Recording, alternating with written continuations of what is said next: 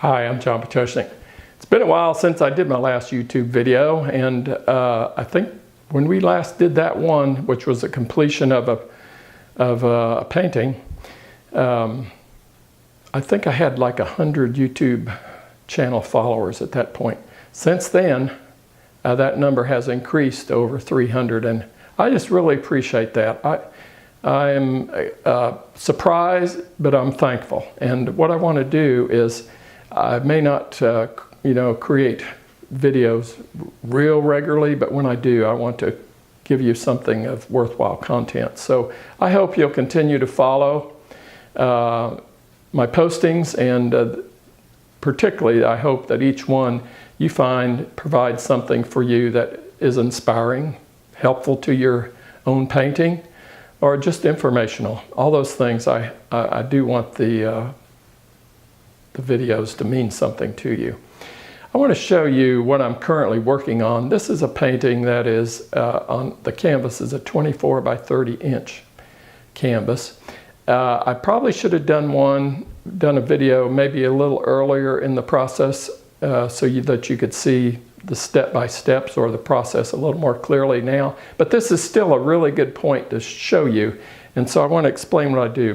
All of my paintings, particularly the more complicated ones, I start with a raw umber block-in, monochromatic block-in, no white added. And you can still see remnants of that block-in in areas like this, in the tree, in the sidewalk here, in this area of the embankment in the ditch, particularly through here, you can see it. There's some up here a little bit. You can still see it peeking through in a few places, up and through there and there, of course there, and the tree's really obvious. In the shadow areas here, you can still see a little bit there. Remnants of the initial block-in, all through here, it's initial block-in. The reason I like to do a block-in like this is it eliminates the color. And at this stage, I use, what I'm after is establishing the drawing, the composition, and the value structure.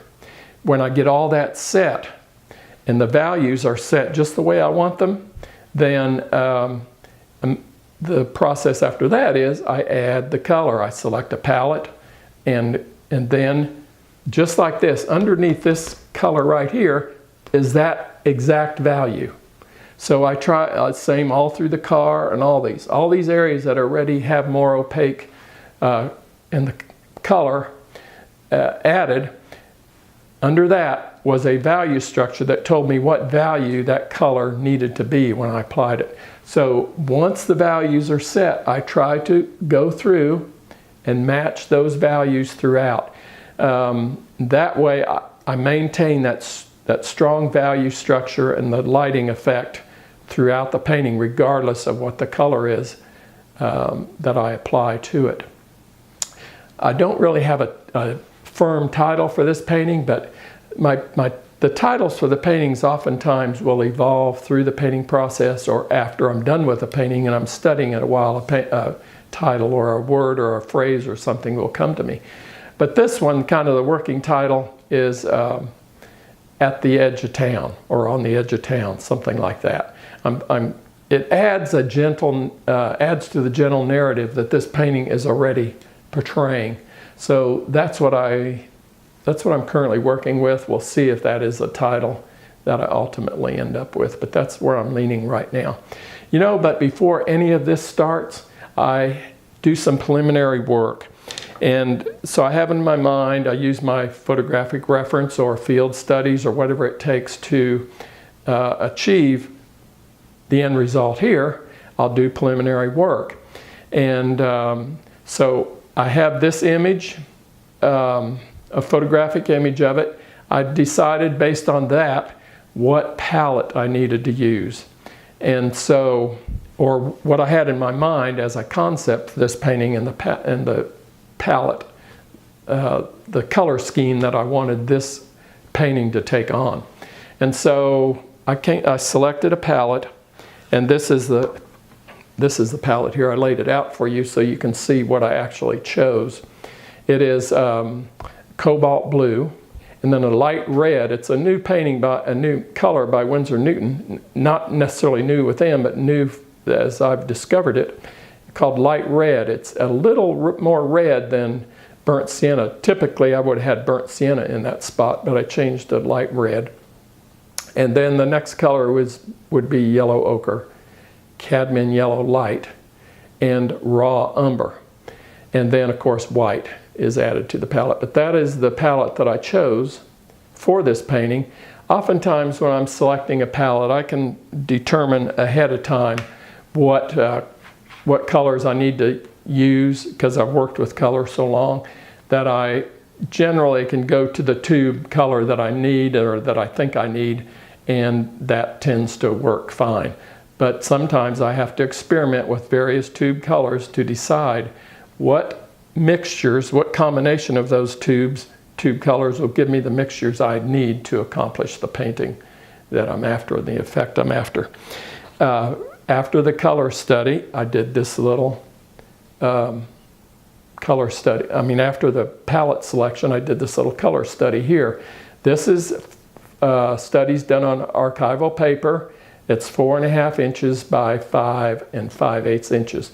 It's proportional, exactly proportional to this, and that's important. This doesn't mean a lot if the proportions are different from the painting. So I try to make all that compatible. I think that all the preliminary work is important, and it helps me to achieve a better effect here. I wanted to say one more thing too. Some of you are probably aware of a video, art instruction video that Lily Doll Art Videos produced of my work, my whole painting process. I think we did that back in February. And that video is called Limited Palette Landscapes. I don't know, I've had a hard time totally getting the glare off of this. I hope you can see this, what it is. It's called Limited Palette Landscapes, DVD. It's 15 hours of content, and it shows my painting process all the way from the raw umber block in all the way through to the last paint stroke.